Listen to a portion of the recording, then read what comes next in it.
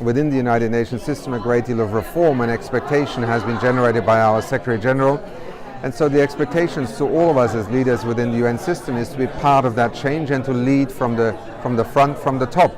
But for UNDP in particular, it's also a moment where I think we already foreshadowed in our strategic plan, we need to reinvent the way we think about development partnerships and cooperation. And a great deal of what I have learned over the past year as I traveled around, met our teams and colleagues and partners, is that development is rapidly evolving to something where we need to recognize far more what is already happening within a country. We need to build on solutions. We need to focus less on problem definitions that we turn into log frames and then into projects and institutional mandates. We need to study where the energy, where the innovation is emerging from within a society.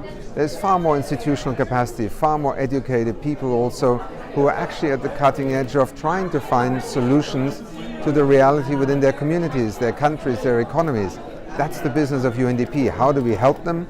How do we connect them to global best practice?